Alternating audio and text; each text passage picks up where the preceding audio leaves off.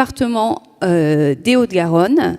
Aujourd'hui, nous allons explorer ensemble comment se construisent les engagements en faveur des transitions, comment l'ESS, donc l'économie sociale et solidaire, redonne du pouvoir d'agir, et enfin comment la jeunesse s'engage dans ces formes et pour ces formes de solidarité. Mais avant de vous présenter le programme de la soirée, je vais déjà laisser la parole aux deux vice-présidents. Donc Isabelle Hardy au desserrement économique à l'emploi local et à l'économie sociale et solidaire, et Victor Denouvion à la bifurcation écologique, également délégué du numérique. Venez, je vous en prie. Voilà, et Sandrine Bellac, vice-président au dialogue citoyen et à l'égalité et aux jeunesses. Donc vous avez bien vu que cette soirée avait 3 thématiques. S'excuse, mais elle n'a pas pu être présente ce soir. Alors Isabelle, bon, oui, c'est bon, oui, formidable, ça marche. Alors cette année, vous avez vraiment voulu intégrer l'ESS dans sa dimension sociétale et non pas la considérer comme une économie qui serait à part. Et ça, c'est quand même politiquement extrêmement important. C'est-à-dire que vous vouliez qu'elle soit à la croisée de différentes préoccupations pour l'avenir. L'avenir, évidemment, celle de la jeunesse, préoccupation de la jeunesse, mais aussi les préoccupations inhérentes à la solidarité et à la transition écologique. Pourquoi avoir fait ce choix politique ? Alors c'est vrai que je l'ai un petit peu amorcé tout à l'heure. On a voulu affirmer une conviction. L'économie n'est pas une économie en marge ou à la marge. Elle est au cœur de la vie de tous nos territoires et au croisement de toutes les préoccupations majeures pour l'avenir.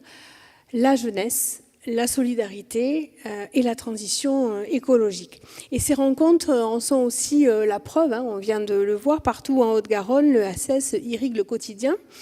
Les habitants identifient un besoin, ils se regroupent, ils expérimentent ensemble et ils font émerger des solutions très concrètes. C'est une économie du lien, c'est une économie du bien commun et qui est profondément ancrée dans la société.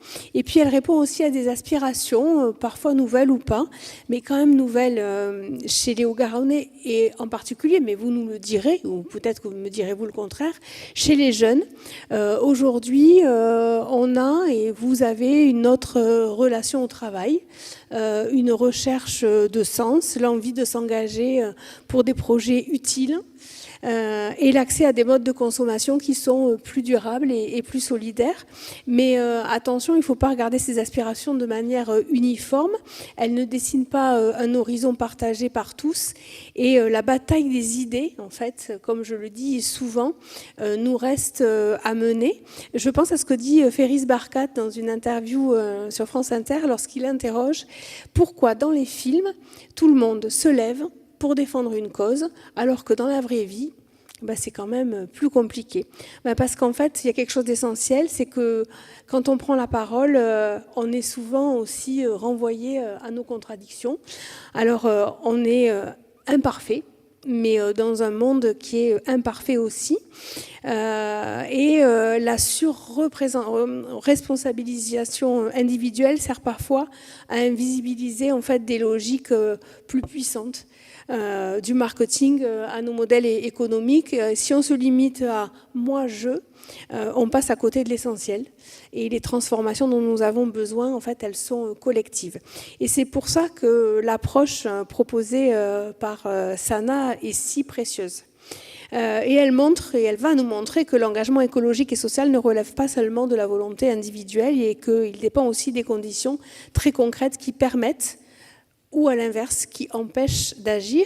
Et je crois que c'est un éclairage indispensable que Sana va nous apporter pour lever ses freins et embarquer largement, parce qu'on a besoin d'embarquer les jeunes, mais aussi les moins jeunes, les habitants des quartiers, mais aussi du périurbain, des territoires ruraux ou de montagne. Aujourd'hui, on vit tous et on travaille tous dans notre couloir de nage. Donc, comment aujourd'hui on arrête et on casse ces silos ? Alors, ceux qui ont l'habitude de m'entendre savent que une collectivité, on est quand même l'exemple de ces silos qu'il faut faire sauter. Ça progresse. mais grâce à des délégations comme les nôtres qui sont complètement transversales, que ce soit la transition ou l'ESS. Et donc aujourd'hui, on a fait un choix politique, effectivement, en donnant une perspective sociétale à l'ESS, pour le reconnaître pleinement sa capacité à offrir des voies d'émancipation, d'innovation et de cohésion, en restant quand même très attentif aux réalités quotidiennes et aux contraintes, parce qu'il y a des contraintes qui pèsent sur toutes celles et ceux qui veulent s'engager. Et c'est donc l'action de notre département, être le partenaire de ces initiatives, je l'ai déjà dit, et d'intégrer l'ESS non pas comme un secteur à part, mais comme vraiment un moteur transversal de transformation au service de toute notre politique publique. Et en somme, ce choix, c'est un choix, je crois, de cohérence, parce que si on veut préparer l'avenir, il faut s'appuyer sur celles et ceux dont vous faites partie, qui préparent déjà l'avenir. Merci. Merci beaucoup, Isabelle Hardy.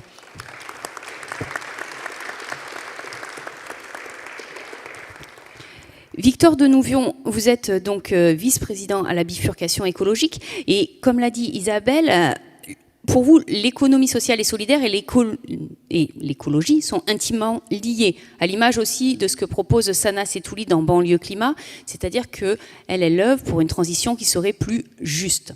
Donc comment vous, au sein du département, vous avez fait le choix d'une prise en compte importante, j'ai envie de dire, de la justice sociale dans votre politique de bifurcation écologique? Bien, d'abord, bonjour à vous toutes et à tous. Mais ça passe déjà par ça, c'est-à-dire dépasser les silos et sur les événements comme c'est le cas aujourd'hui. Et je remercie vraiment Isabelle et sa direction d'associer finalement les directions des politiques bifurcation écologique et jeunesse dans ces événements. C'est une première marche, mais c'est comme ça que l'on avance. Et puis s'il y a un message essentiel à faire passer aujourd'hui, c'est qu'il n'y a pas de bifurcation écologique réussie sans justice sociale, parce que la crise climatique, elle touche tout le monde, mais pas de la même façon. Il y a ceux qui polluent le moins, qui sont souvent ceux qui subissent le plus les crises environnementales. C'est ceux également qui vivent la précarité énergétique, c'est ceux aussi qui ont le moins accès au transport propre, à l'alimentation durable ou encore à l'information. Et on parle alors d'inégalité environnementale, donc d'exposition au risque, d'accès aux solutions ou encore de capacité à agir. Et puis on le voit, en Haute-Garonne, cette réalité, elle est particulièrement marquée. On a un territoire qui est en forte croissance, avec une grande diversité. On a à la fois un territoire hyper urbain, avec Toulouse, périurbain, avec sa métropole, rural et de montagne. Et ces contrastes créent des fractures sociales bien visibles, y compris même au sein de la métropole, y compris même parfois dans les communes. Je suis également maire d'une ville au nord de la métropole de 10 000 habitants, où on voit ces fractures au sein même de la ville. Et donc on ne peut pas mener la transition de manière uniforme. Une écologie juste, c'est une écologie territoriale qui est adaptée aux réalités de vie. Et c'est pourquoi donc le département, dont l'ADN, vous le savez, est celui de la solidarité, assume pleinement son rôle. C'est pourquoi aussi on a voté en juin dernier une feuille de route bifurcation écologique. Alors, on appelle bifurcation et non transition écologique. C'est le président du département, Sébastien Vecini, qui l'explique souvent. On a un mur face à nous. On aura beau changer... il faut s'imaginer un mur et il faut s'imaginer qu'on est en voiture. Et on aura beau ralentir, on aura beau changer la voiture, on aura beau passer à l'électrique. Si on ne prend pas un virage, si on ne bifurque pas, on se prendra le mur. D'où l'image et le terme utilisé de la bifurcation écologique. Et donc dans cette feuille de route, on agit pour lutter contre la précarité énergétique, pour l'accès à une alimentation locale de qualité, pour les mobilités durables solidaires, pour l'insertion vers les métiers verts et verdissants. Et c'est là que l'économie sociale et solidaire, elle devient absolument centrale, puisqu'elle fait le lien finalement entre écologie et quotidien. Elle incarne une transition concrète qui est ancrée dans les territoires. Je pense notamment aux recycleries, aux ressourceries, aux circuits courts solidaires, aux chantiers d'insertion écologique, à l'éducation populaire, à l'environnement. Et puis elle rend la transition possible pour celles et ceux que les politiques classiques, on va dire, oublient. Elle transforme l'écologie en solution accessible plutôt qu'en contrainte. Et on le voit aussi à travers notre travail avec les jeunes. Ils sont fortement conscients de l'urgence climatique. Ils multiplient aussi les éco-gestes individuels, mais il manque cruellement d'espace pour agir collectivement. Parce que le frein principal, ce n'est pas finalement le désintérêt, mais c'est l'éco-anxiété, c'est le sentiment d'impuissance, c'est le manque d'accompagnement. Et là encore, l'ESS joue un rôle majeur puisqu'elle offre un cadre concret d'engagement, des projets collectifs qui redonnent du pouvoir d'agir. Et des initiatives comme Banlieue Climat montrent bien toute la force d'une écologie populaire et émancipatrice, une écologie finalement par les habitants et pas seulement pour les habitants, une écologie qui parle à toutes les jeunesses et qui ne laisse personne au bord du chemin. Donc si j'avais une phrase finalement pour conclure mon propos, ce serait que économie sociale et solidaire et bifurcation écologique portent un même combat, c'est la transformation de notre modèle. Donc voilà les quelques mots que je tenais à vous dire. Encore un grand merci et bravo pour l'initiative de cette 5e rencontre. J'espère qu'il y en aura encore de nombreuses. Et je le redis, un grand merci de nous avoir associés en tant que politique bifurcation écologique de la collectivité, parce que ça fait partie du chemin qu'on doit prendre, je le crois, pour réussir cette politique. Merci à vous. Merci beaucoup. Merci à tous les deux. Alors, le programme de la soirée, on est ensemble pour 1h15 environ. D'abord, une première partie avec une carte blanche à Sana Setouli qui va nous parler de son parcours personnel, professionnel, jusqu'à son engagement dans Banlieue Climat et son action aujourd'hui, et son retour de Belém. Ensuite, seconde partie, une table ronde sur les ressorts de l'engagement. Comme le disait Isabelle Hardy, l'idée c'est vraiment d'essayer de comprendre qu'est-ce qui fait que l'on s'engage, pourquoi on s'engage a fortiori dans les structures de l'ESS, quels sont les moteurs qui nous donnent envie de changer le monde. Juste ça. Et une seconde table ronde enfin, où là vraiment nous avons souhaité laisser la parole aux jeunes, parce que toujours ces grandes messes où on parle de la jeunesse alors qu'on a mon âge, au mieux. Voilà, il y a un moment, si on veut parler de la jeunesse, il faut que ce soit les jeunes qui s'expriment et qui nous racontent aussi pourquoi ils s'engagent, pourquoi ils sont dans l'ESS, qu'est-ce qu'ils cherchent, en quoi est-ce qu'on pourrait les accompagner, leurs besoins, leurs envies, leurs rêves, parce que l'avenir, c'est aussi ça. Donc, ce sera dans une deuxième table ronde, laisser la parole à la jeunesse pour qu'ils puissent construire et trouver leur place en participant à des projets collectifs. Je tiens à signaler que nous sommes donc sur des rencontres de l'économie sociale et solidaire, donc a fortiori, nous prenons en compte l'inclusion et je tiens à remercier Interpretis pour son interprétation en langue des signes. Merci à eux. Et seconde information, cette soirée est filmée, donc si jamais vous ne souhaitez pas voir diffuser votre visage, normalement il n'y aura pas de gros plan si vous vous exprimez pas, mais sait-on jamais, si vous ne souhaitez pas apparaître ensuite sur la vidéo, merci de nous le signaler en fin de séance. Voilà, et bien maintenant, celles que vous attendez depuis un bout de temps, on en parle. Sana Setouli, merci de nous rejoindre, Sana.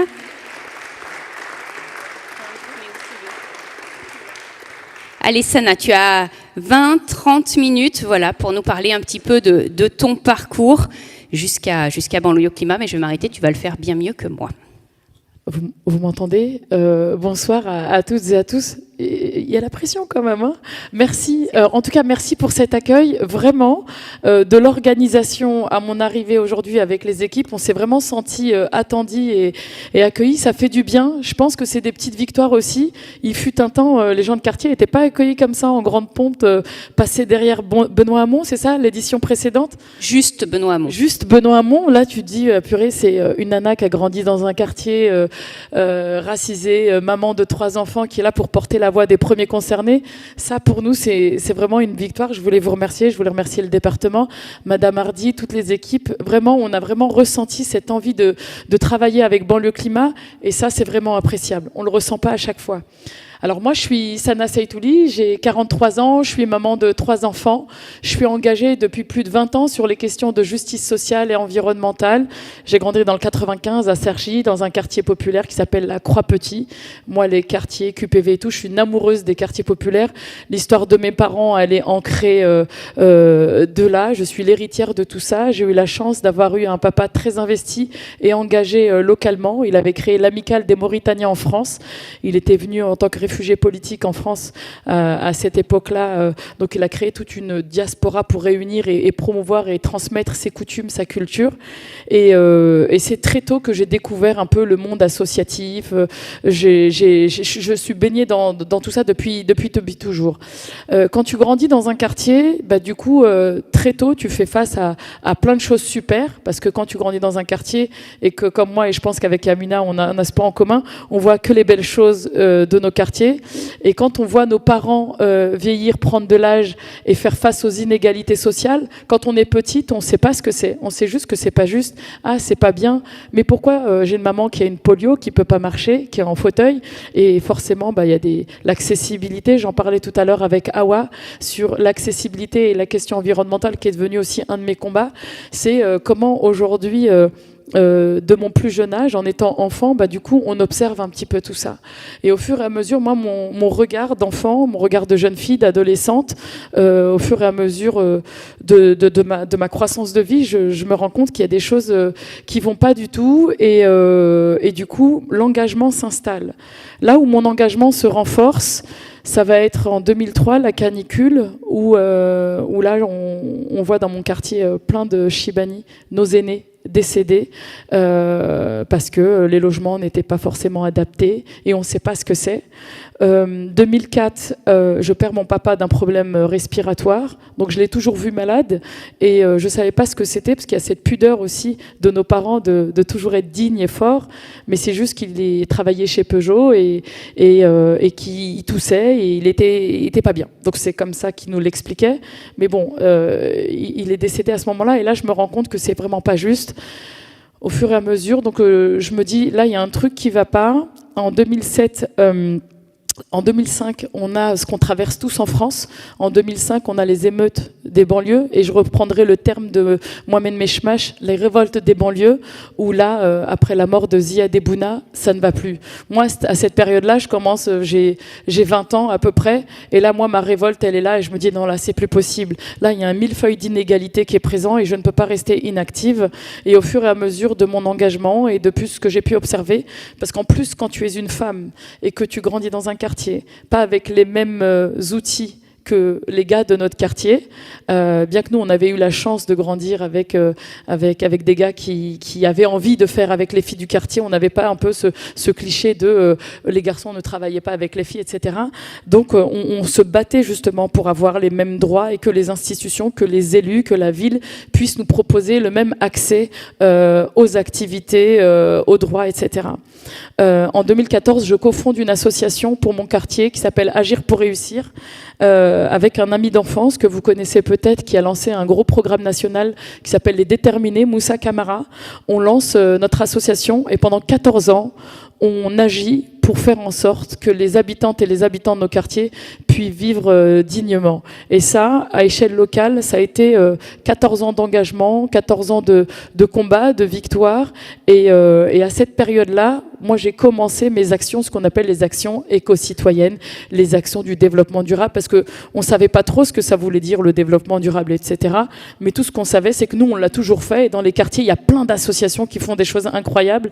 Et c'est pour ça que ce qui me révoltait, c'était quand j'entendais, ouais, dans les quartiers, ils en ont rien à foutre de l'écologie, ils sont là, ils surconsomment, ils achètent des baskets. En fait, on renvoie plein de responsabilités.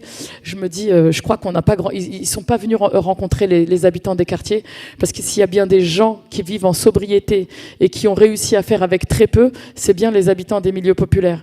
Et donc, au fur et à mesure, voilà, de mon engagement, donc j'ai une expérience d'élu local, représentante de la société civile. Et là, je découvre le monde politique de l'intérieur au sein d'une ville. Et là, waouh!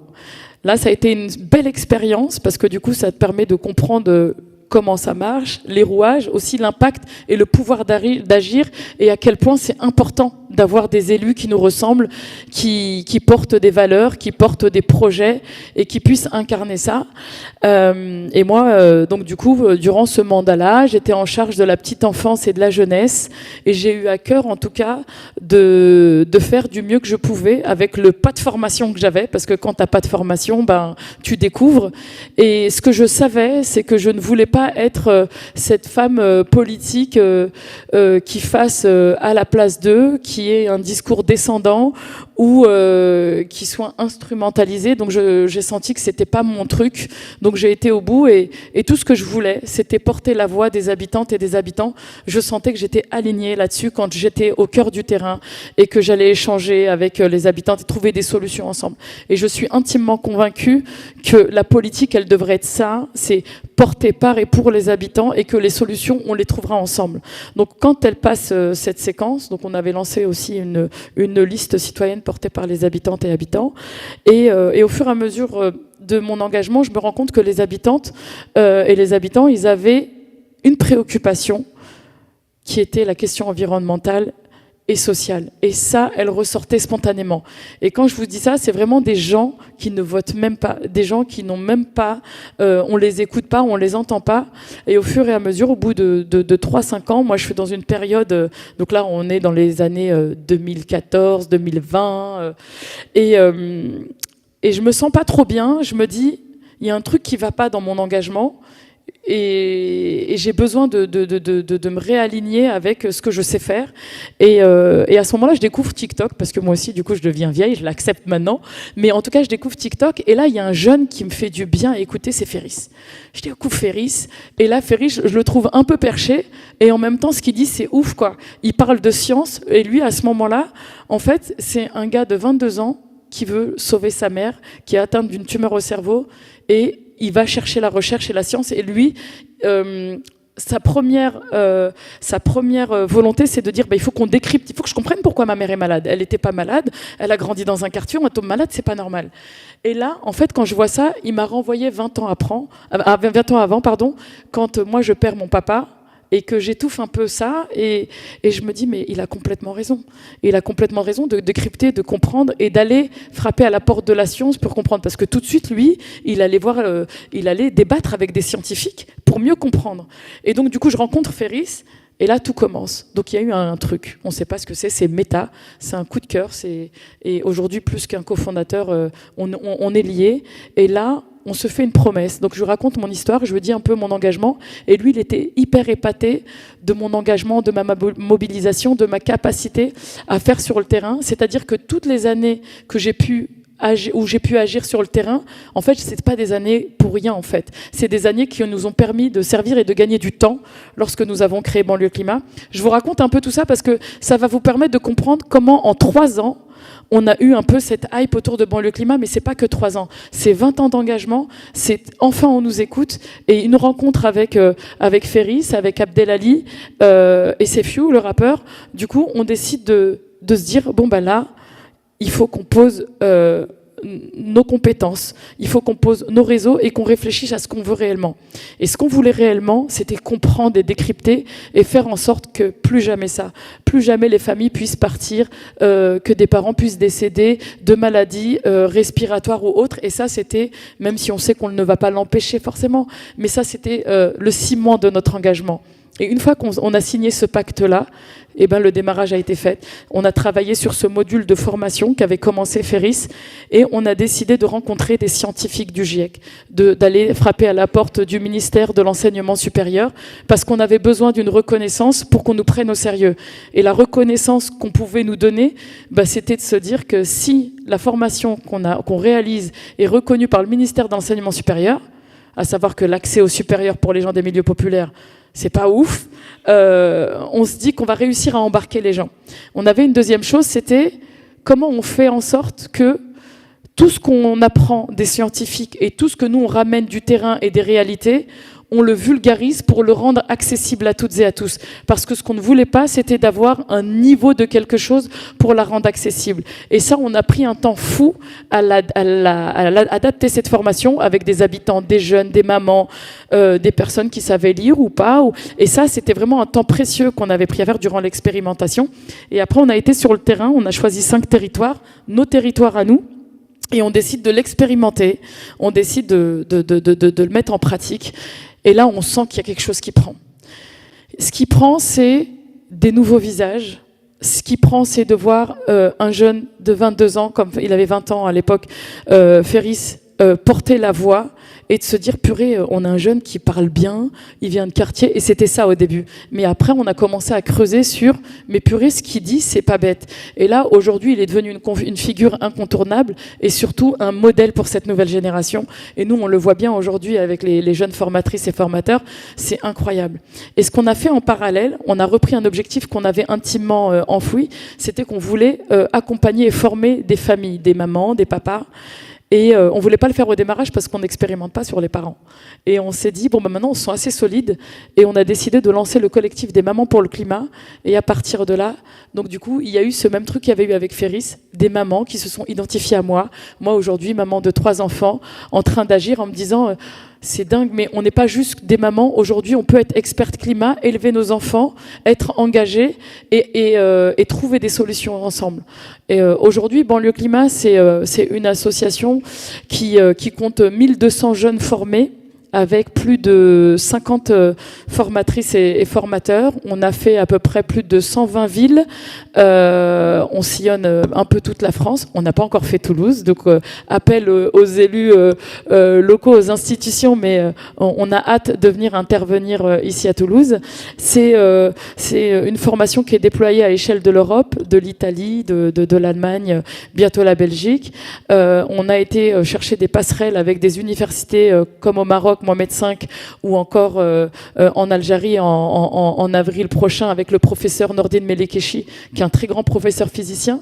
Et ce qui est important aussi d'aller travailler avec des pays ressources qui peuvent aussi représenter de nos pays d'origine, c'est qu'en fait il y a une histoire un peu de retour aux sources et d'aller chercher ces énergies et cette fierté que nos parents nous ont souvent transmis. Donc voilà un peu Banlieue Climat, tout ce qu'on incarne, tout ce qu'on porte, et tout ça, ça nous amène vers un autre volet sur les plaidoyers qu'on peut porter. Avec Banlieue Climat, aujourd'hui, on porte des plaidoyers sur les questions de qualité de l'air, sur la mobilité, sur l'alimentation, sur tous ces sujets aujourd'hui qui nous permettent aujourd'hui de devenir un peu référence à notre niveau sur ce qu'on porte. On partagera une petite vidéo tout à l'heure de l'école populaire qui a été créée par les premières et premiers concernés. Et tout ça, en fait, la réussite, on va dire, de tout ça, c'est le fait que ces actions soient portées par celles et ceux qui subissent les inégalités. Et je crois que la recette, elle est ici. Et l'idée, c'est pas de dire, nous, on va travailler entre nous. L'idée, c'est de dire, la voix a souvent été portée par des gens qui nous ressemblaient pas forcément et qui faisaient des choses super intéressantes dans nos quartiers.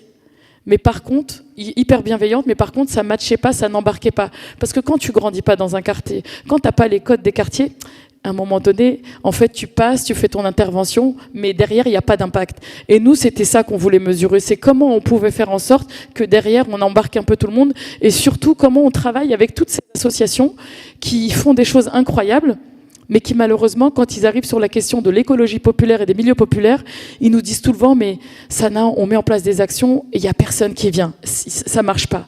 Et ça, on peut le voir quand on voit aujourd'hui, là, on est sur un événement jeunesse. On n'a pas beaucoup de jeunes qui sont présents ce soir.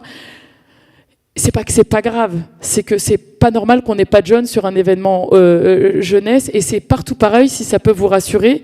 Mais je pense que quand on a sillonné un petit peu toute la France, en fait, il y avait une question de... Il y en a un petit peu quand même ? Ah, il y en a un petit peu quand même. Et du coup, en fait, le constat qu'on a fait, nous, sur la question de la mobilisation, même notamment au niveau des différents services jeunesse, etc., il y a je vais pas dire une démission des professionnels, mais on sent qu'il y a un essoufflement et qu'aujourd'hui, il y a un regain à redonner. Et aujourd'hui, nous, on a à cœur avec Banlieue Climat de le faire, et de le faire pas que Féris et moi. Aujourd'hui, c'est avec toute une délégation et avec toute une génération de jeunes qui sont formés, qui parlent, et il y a un truc de représentativité. Quand il y a des jeunes qui te ressemblent, de ton âge, qui te parlent de sujets aussi importants, bah forcément, il y a quelque chose de méta qui se fait et qui marche et qui nous embarque forcément.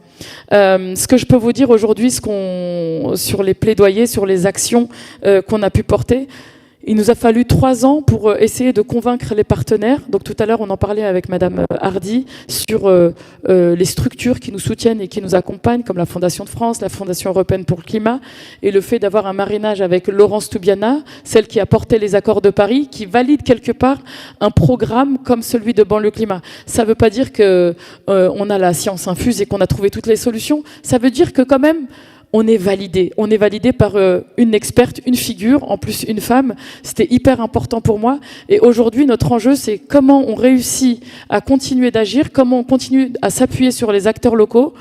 Notre force aujourd'hui, c'est que quand on vient dans une ville et on vient dans un quartier, on ne vient pas en disant « Banlieue Climat a fait une formation, on vient révolutionner votre quartier ». Pas du tout. On dit on a créé une notion de formation qui va venir compléter vos actions de terrain dans votre quartier et on s'appuie par des structures. Exemple, Yamina, avec sa structure Ma Cantine au cœur, que j'ai rencontrée lors de la Climate House. Donc on est founders au niveau de la Climate House. Je ne sais pas si vous connaissez son association et ce qu'elle fait sur Toulouse, mais moi, Toulouse, quand on me dit Toulouse, je pense à Yamina et tout ce qu'elle fait avec les mamans. C'est juste incroyable. Je sais pas combien ont été mangés dans son restaurant d'insertion sociale et solidaire qui a été créé par les mamans du quartier, mais c'est cité à échelle nationale en exemple. Je ne vais pas vous demander de lever la main parce que j'ai pas envie d'être piqué et d'avoir que de mains levées, mais je vous invite à aller voir ce que l'association fait. Moi, j'y vais demain midi, donc si vous voulez qu'on y aille ensemble, on peut y aller. Mais aujourd'hui, ce sont des associations sur lesquelles on s'appuie. Donc là, avec Yamina, le temps que les associations et les institutions nous appellent pour former des jeunes, on réfléchit à comment on pourrait intervenir localement pour travailler sur une formation auprès des mamans, des jeunes, etc. On s'appuie sur des expertes et des experts de terrain. Et c'est vraiment ce qu'on fait partout en France, c'est on s'appuie toujours sur des acteurs locaux qui agissent. Pourquoi ? Parce qu'une fois que nous, on part, on a repéré des formatrices et des formateurs, mais ceux qui vont rester faire le terrain sur leur quartier, dans leur ville, c'est ceux qui sont là depuis toujours. Et ça, c'est hyper précieux de pouvoir travailler en étroite co-construction, collaboration avec les structures locales. C'est vraiment un peu la méthode qu'on a décidé de mettre en place. Et puis, ça va, je suis pas trop longue. Un petit peu ? T'es pas trop longue, mais on va pouvoir passer au film bientôt. Je te laisse terminer. Puis après, tu vas nous montrer les images. On passe à l'école et la COP, on met le film et puis après, je fais le reste. Ça va ? Sinon, je ne vais pas m'arrêter. C'est toi qui vois. Donc le film ? Fais-le, mets le film. Allez, le film, s'il vous plaît.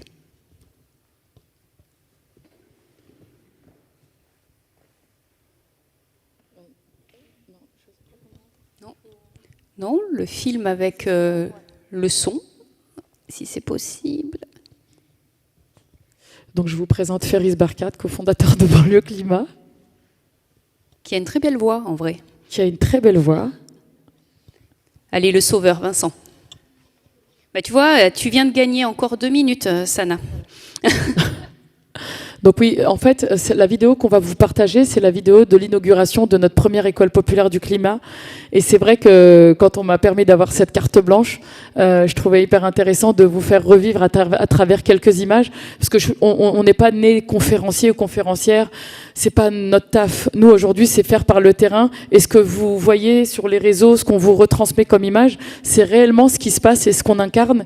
Et ce projet d'école qui a été porté par et pour celles qui vivent les inégalités, c'est l'une de nos plus grandes fiertés. Et donc, j'ai toujours à cœur de la présenter. Ça marchait bien tout à l'heure ?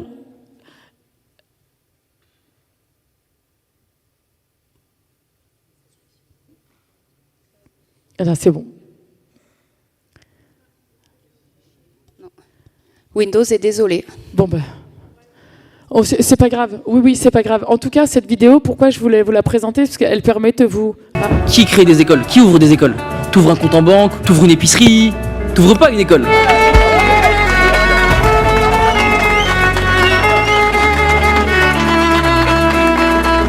Aujourd'hui, avec fierté, nous sommes réunis pour inaugurer l'école populaire du climat. La première école populaire du climat, la première, hein, sachez-le, hein, la première. Ici, à Saint-Ouen, c'est un rêve partagé. C'est mon école. J'ai travaillé dur pour la construire. Il y a plus de 400 personnes qui ont envie de faire les choses. J'ai fait que pleurer toute la journée. Ça a été 2 ans de bataille, de combat. De voir Sana, moi, Abdelali et Fiou réunis, déjà ça c'est fou. Tu rajoutes Laurence Tubiana, elle fout quoi elle? Ah ouais, Laurence, tu nous kiffes, vas-y, ça marche. Et ainsi de suite, plein de gens qui à un moment donné nous ont fait confiance. Mais la relève, elle est là. Sur le fond, on va être très exigeant. On va imposer notre propre légitimité parce qu'on va avoir les chiffres, on va être irréprochable, on va tout connaître. On va travailler en collaboration avec des chercheurs, des scientifiques, avec les écoles, les collèges, les lycées, les habitants. Donc on a un enjeu aussi à former toute une délégation qui va se partir à Belém pour la COP30 en novembre 2025. Aujourd'hui, ensemble, nous faisons le choix d'écrire l'histoire avec audace. Banlieue climat, on touche en plein cœur.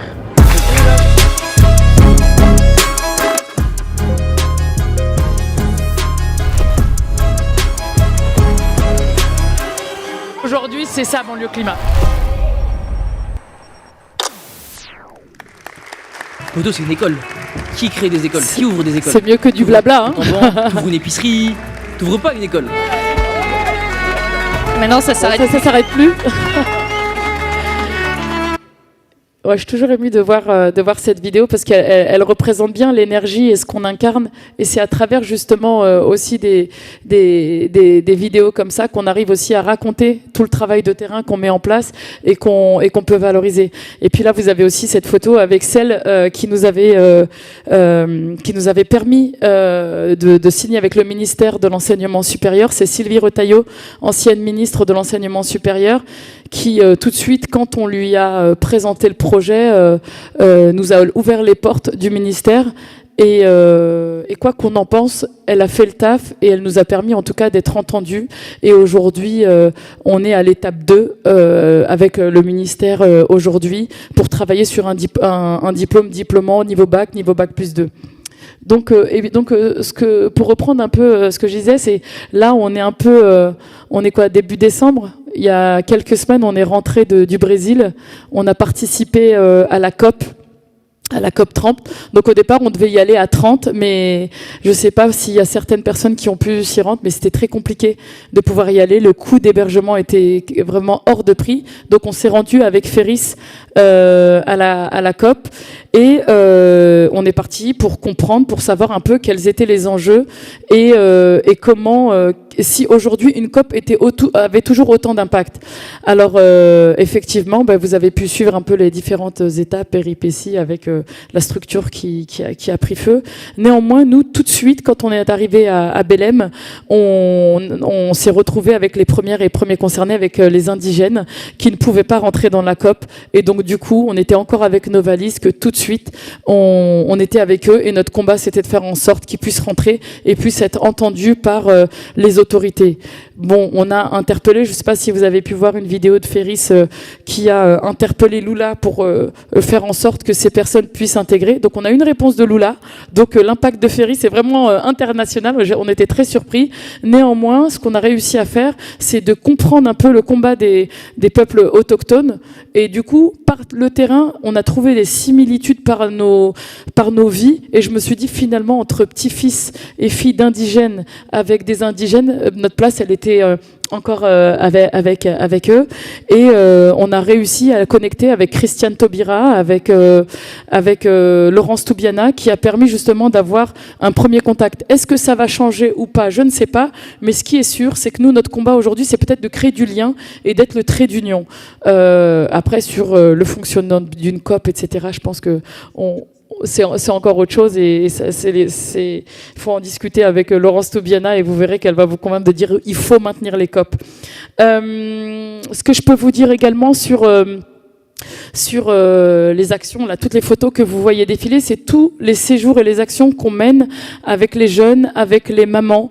Aujourd'hui, on a organisé un périple à vélo de Saint-Ouen à Marseille, de Saint-Ouen à Strasbourg à vélo. Comment vous dire? Partir avec une dizaine de mamans, leurs enfants et les jeunes formatrices et formateurs, plus de 500 km, porter un plaidoyer sur la qualité de l'air, sillonner les différents villages et de créer du lien, c'est vraiment une histoire qui a marqué nos parcours et je laisserai Zoé en parler, en témoigner, elle était avec nous et aujourd'hui on voit bien ce que ça a pu incarner, ce que ça a pu transformer chez ces mamans ou encore le fait d'avoir participé en Amazonie, donc on a été invité par une marque française, une marque qui crée une chaussure équitable et qui nous a permis de nous rendre en Amazonie pour mieux comprendre les étapes de fabrication d'une chaussure éthique, de l'extraction du latex jusqu'à la fabrication de la semelle et jusqu'à la vente. Et ça a permis justement aux mamans, aux jeunes, de comment, en étant au cœur des poumons de l'humanité, de manière très pratique, toute la partie théorique qu'on avait pu voir en formation. Et ça, voilà, ça c'est des voyages de rupture qui nous permettent de revenir avec beaucoup plus d'énergie, d'être engagés aujourd'hui et d'être en face de vous, de pouvoir vous témoigner humblement comment nous, on essaye à travers le terrain nos actions, pas trop de blabla, mais juste avec des choses concrètes sur comment on réussit à avoir du changement et à contribuer à ce qu'on appelle aujourd'hui l'économie sociale et solidaire. Merci beaucoup, Sana Setouli. Merci beaucoup pour ce témoignage. C'est très émouvant. On sent que tu parles avec le cœur et c'est certainement pour ça que ça marche aussi et que tu as entendu. Il y a vraiment là, on est vraiment sur de l'honnêteté, il n'y a pas de souci. Merci beaucoup. Alors, tu nous as parlé de Yamina. Et justement, on va pouvoir passer à la première table ronde. Donc, comme vous l'avez compris, avec des acteurs locaux, on redescend. Là, ça y est, on est parti loin, on est même parti au Brésil, on redescend sur le département, avec plusieurs acteurs qui vont pouvoir nous parler de leur projet et de leur engagement. Alors j'espère qu'ils vont parler avec autant de cœur et de passion que toi, mais je n'en doute pas. Donc pour parler de ce sujet, donc Yamina Aïssa Abdi, il faut m'excuser si je prononce mal vos noms de famille, ça déjà je tiens vraiment à le dire en introduction. Yamina, vous êtes cofondatrice de l'association Au cœur de ma cantine et du projet Si ma cantine était comptée. Yamina, ah mais Yamina, ça y est, je ne voyais pas, pourtant au milieu, hein. Allez, venez me rejoindre. Également avec vous, Pauline El Harar, directrice de l'association Yuzu, qui est une plateforme de remise en état et vente, location de matériel médical pour enfants en situation de handicap. Merci, mesdames, de nous rejoindre. Yamina, on va peut-être commencer... voilà, elles ont des micros normalement, ouais, super. On va peut-être commencer avec vous sur vraiment la naissance de l'engagement. Est-ce que vous pouvez nous raconter en quelques mots la naissance de votre projet? On imagine facilement qu'il y a une liaison, qu'il y a une histoire entre professionnel et personnel, bien évidemment. Mais est-ce que vous pourriez nous en faire part, s'il vous plaît? Oui. Bonsoir à toutes et tous. Merci pour l'invitation. Moi, la naissance de mon engagement, elle débute en 2010-2011. Donc moi, comme Sana, je suis née dans un quartier populaire, dans le Poitou-Charentes. Donc je suis mère de 5 enfants et j'arrive à Toulouse en 97 au quartier Isard 3 Cocus. Donc j'ai kiffé ce quartier parce que c'était une ambiance village, ambiance famille, parce que nous dans les quartiers c'est pas que nos parents qui nous éduquent, c'est toute la cité et ça les grandes familles je kiffe et voilà, c'est comme ça que je suis arrivée aux Isards avec ce beau quartier et cette belle ambiance village et puis avec des gens magnifiques, avec des plats qui se baladent dans tout l'immeuble et avec tout ce qu'on vit de collectif. Donc d'un problème individuel, on le règle en collectif. Comme disait Dalila, à qui je pense énormément, elle me disait quand on pleure ensemble et quand on rit ensemble et quand on fête et on est joyeux, on l'est ensemble. Voilà, c'est comme ça. Et après, en 2010-2011, donc on fait face à la rénovation urbaine. Donc rénovation urbaine à Toulouse qui se passe pas très bien. Il y a des réunions de concertation qui se mettent en place. Il y a la violence qui explose parce qu'il y a des bâtiments qui tombent. il y a le deal qui prend une place énorme et il y a des guerres de territoire. Donc on vit un premier décès en décembre 2013 dans mon immeuble. Et nous, on a créé l'association Isar Attitude avec 2 autres mamans dans la douleur. Donc tous les jours, on pleurait. Tous les jours, on pleurait parce qu'on a notre immeuble qui est squatté, on a le deal qui prend une place énorme. Et on habite un immeuble où on a le centre médico-pédopsychiatre qui déserte parce que c'est dangereux. Et on a Toulouse Métropole Habitat, notre bailleur, qui se fait une entrée à l'extérieur de l'immeuble. Et donc, reste nous, habitantes et habitants, livrés à nous-mêmes. Et là, forme d'injustice que je ne supporte pas, je dis, mais comment se fait-il que nous soyons livrés à nous-mêmes et que tout le monde déserte, en fait? Et c'est à ce moment-là que je me mobilise avec les autres mamans du quartier. Donc on part de 3 mamans, mais après, toutes les mamans se rallient à notre cause. Et puis, on essaye de trouver des solutions. Nous, on a vécu le chaos dans notre quartier. Donc, on a vécu une dizaine d'assassinats en l'espace de 10 ans. Voilà, donc quand on a vécu le chaos, il n'y a plus rien qui peut... ça ne peut pas être pire que pire. Et donc, voilà, je me mets avec d'autres femmes et puis on essaye de trouver des solutions à nos problèmes. Et voilà, donc on crée Isar Attitude. Moi, je ne savais pas ce que c'était qu'une asso, même si on se rend toujours des services dans les quartiers. Et puis voilà, il faut créer une asso, il faut trouver un président, un membre du bureau, et puis secrétaire, et puis trésorier. Donc je ne connais rien du tout, mais on y va, on fonce. Tout le monde se fout de nous parce qu'ils disent des femmes qui montent une asso dans un quartier alors que c'est le chaos. Tout le monde nous a dit, mais les gens, ils se sauvent et vous allez à la front. Je dis, ouais, parce que nos enfants. On a des enfants qui vivent dans ces quartiers, puis on n'a pas envie de les voir tomber. Et on n'a pas envie de les voir ou en prison ou, comme dirait, dans une tombe. Donc voilà, on se mobilise et puis on est accompagné par le centre social. On a un centre social dans un quartier, puis après, on s'organise, nous. Moi, ce que j'ai vu dans mon quartier, c'est des partenaires et des habitants, mais pas de cohésion entre tout le monde. Pas à ce moment-là. Et après, donc, vous arrivez au projet de cantine. Après, on arrive. Je suis désolée, Yamina, faut m'excuser. Donc, non, mais c'est pour comprendre mon engagement. Après, on arrive au projet de cantine. Donc, en 2018, Toulouse Métropole Habitat décide d'installer une friche en bas d'immeuble. Donc, une friche où un maraîcher, Bertrand Desgranges, fait pousser des légumes. Les habitants le voient faire, mais ne s'intéressent pas trop à ce qu'il fait, parce que faire pousser des légumes dans un quartier... c'est pas commun, en pied des tours. Et puis voilà, moi je m'intéresse à ce qu'il fait, donc je monte des ateliers jardinage avec les enfants, avec les femmes du quartier. Et puis dans le même temps, à la région, il y a une grande conférence sur l'alimentation avec Edgar Morin et que des grosses pointures qui sont déjà conscientisées. Et quand j'y vais, je me dis, mais il n'y a pas les quartiers. Et là, encore, forme d'injustice, c'est mon cœur qui parle. Et là, je dis... pourquoi l'alimentation de qualité s'arrête aux portes du quartier.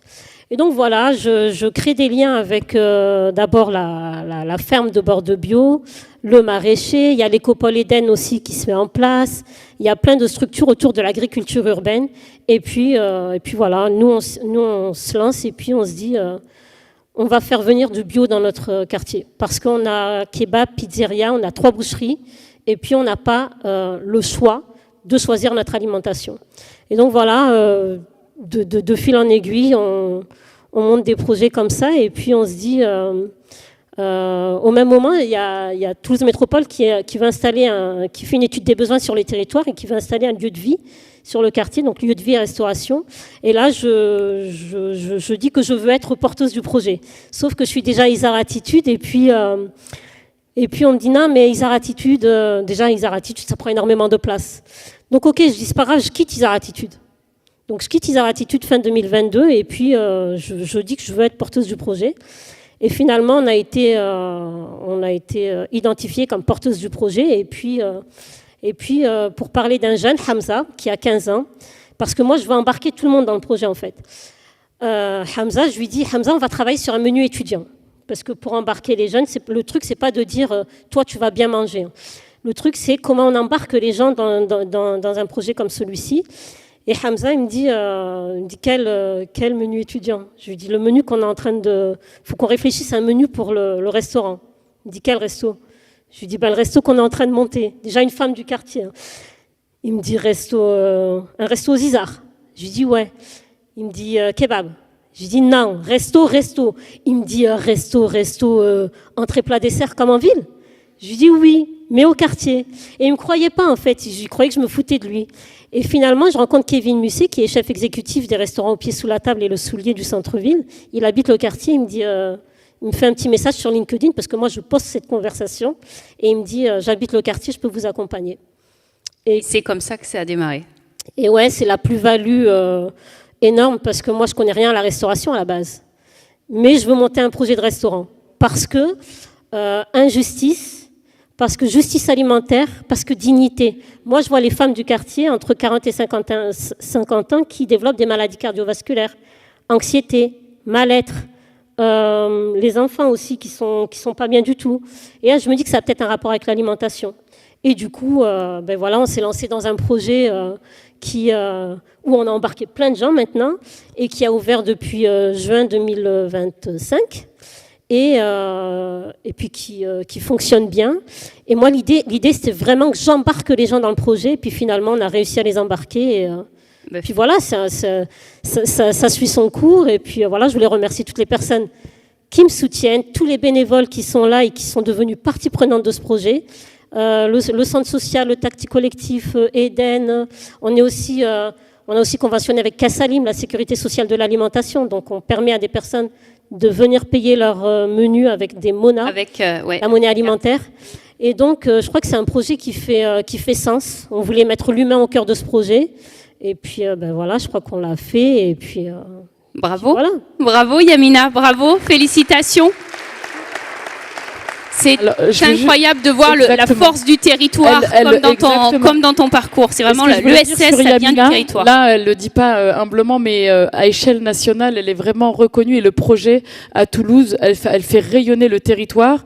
Bon, je vais spoiler un peu, mais on va organiser un gros événement chez elle avec plein de personnalités du monde de l'engagement, avec des experts et des grandes figures. Et pour vous dire à quel point, quand l'action part par celles et ceux qui subissent les inégalités, à quel point ça peut avoir de l'impact et puis contribuer au rayonnement de votre territoire. Moi, je suis trop fière de toi. Hein. Félicitations. Maintenant, un autre projet qui est aussi extrêmement engagé. Alors là, Pauline, je ne sais pas si vous allez nous parler territoire ou histoire personnelle ou que sais-je, mais en tout cas, vous travaillez avec des familles et des enfants en situation de handicap. Donc c'est un projet qui est vraiment ambitieux, puisque même économiquement, puisque vous touchez une niche qui est souvent invisibilisée. Excusez-moi pour le terme niche, c'est peut-être un peu déplacé, mais en tout cas très peu de personnes, mais qui ont réellement des besoins non pourvus. Donc quel a été pour vous le déclencheur de ce projet? Qu'est-ce qui vous a donné envie de travailler dans cet univers-là? Merci pour l'invitation. Un peu difficile de passer après Yamina. Mais en effet, Yuzu, c'est une association qui est toute jeune, qui existe depuis 2 ans. Et on fait du réemploi de matériel médical pour les enfants en situation de handicap. Essentiellement parce que, contrairement à ce qu'on pense, tout le matériel n'est pas assez pris en charge financièrement par la sécurité sociale. La deuxième chose, c'est que parfois il existe des aides financières, mais les délais de traitement des dossiers sont trop longs malheureusement, et c'est décorrélé au rythme de croissance des enfants. Et le troisième constat, c'est la particularité des enfants, c'est qu'il y a la croissance qui fait qu'il y a un turnover très important de matériel. Et oui, c'est vrai que ça me fait pas plaisir quand on dit le terme niche, parce que moi c'est mon quotidien, donc j'ai l'impression qu'il y a des enfants qui sont partout et qui ont des besoins en matériel. Et il faut pas oublier que les enfants d'aujourd'hui, c'est les adultes de demain. Et on parle de la jeunesse, et il n'y a pas de raison d'exclure ces enfants-là. Et l'importance de faciliter l'accès au matériel médical, ça permet de ne pas les exclure, de ne pas les isoler. Parce qu'un enfant qui n'a pas de fauteuil roulant, c'est un enfant qui ne peut pas sortir de chez lui, qui ne peut pas aller à l'école, qui ne peut pas accéder à la vie sociale, aux loisirs aussi. Tout le matériel de loisirs adapté est aussi important. Et pour répondre à votre question, alors pour l'histoire de Yuzu, je l'ai un petit peu expliqué. Et puis pour répondre un peu plus personnellement à cette envie d'engagement, je suis dans le milieu du handicap depuis 10 ans et j'ai même envie de dire depuis toujours. On est tous un peu concernés de près ou de loin par le handicap. Je suis sensible aux injustices depuis toujours aussi et je pense que c'est un peu notre point commun à toutes. On a un petit côté rebelle, un petit côté envie de résoudre des problématiques qui nous semblent injustes et qui nous révoltent. Je suis orthoprothésiste de formation, donc je fabriquais des attelles durant 4 ans pour des enfants en situation de handicap et j'étais au quotidien en contact avec les familles qui m'expliquaient leurs difficultés d'accès au matériel. J'étais aussi, parce que c'est aussi des raisons personnelles qui font qu'on se lance dans un projet, c'est pas que de l'altruisme, mais c'est aussi parce que je me sentais pas forcément à ma place dans l'entreprise dans laquelle je travaillais. Je me suis dit, j'ai de l'énergie, j'ai des idées, il y a des gens qui ont besoin, peut-être que ma place, elle est... alors dans l'économie sociale et solidaire, je savais pas que j'allais y atterrir, mais en tout cas, le projet m'a amené ici et je le regrette pas du tout. J'ai rencontré des personnes extraordinaires et je crois que c'est tout ce que je voulais dire pour la question, répondre à la question. Merci beaucoup Pauline et félicitations. Alors on a parlé territoire, on a parlé besoin de justice sociale aussi, d'inégalités qui vont nous pousser à l'engagement. Il y a aussi le collectif. Ça, dans l'ESS, c'est aussi quelque chose que vous avez soulevé, cette envie de faire ensemble, de travailler ensemble pour arriver à créer quelque chose de nouveau. Et j'aimerais qu'on entende Morgane Thomas. Morgane, je sais pas. Morgane, vous êtes là, super. Alors, vous êtes cofondatrice et coordinatrice de Execo. C'est la première ressourcerie dédiée au sport en Haute-Garonne. Et est-ce que vous pourriez nous expliquer, puisque c'est quelque chose que vous aimez rappeler, vraiment que le succès de votre activité, elle tient aux multiples partenariats que vous êtes arrivés à construire. Donc est-ce que vous pourriez nous en dire un peu plus sur vraiment cette dimension, cette dynamique que vous avez mise en place? Alors, c'est bon, on m'entend bien là? Oui, on vous entend parfaitement. Bonsoir tout le monde. Du coup, oui, au sein de Execo, j'aime bien rappeler la phrase que seul on va plus vite, et je pense que vous l'avez déjà entendu, et ensemble on va plus loin. Du coup, nous, depuis le démarrage de l'association Execo, qui a bientôt, qui va faire 4 ans et demi, on a toujours essayé d'aller au contact des acteurs locaux, comme Sana, tu le rappelais, c'est hyper important. Du coup, l'association Execo, on est à la frontière entre le milieu du sport, le milieu de l'économie sociale et solidaire, le milieu aussi de la précarité sociale. Et donc, c'était important pour nous de s'entourer de tous ces acteurs-là. Par exemple, dans le réemploi, il y a énormément d'acteurs sur le territoire. Et je pense que vous en avez eu là, si vous avez pu passer sur les stands ce soir.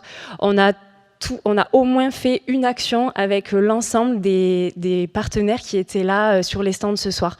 Donc par exemple, on a mené avec KSK une grande vente d'articles de sport à leur côté, mais également à la cartoucherie. On s'est associé avec la glanerie, d'autres acteurs comme Emmaüs, pour vraiment essayer de porter la voix du réemploi solidaire sur différents territoires.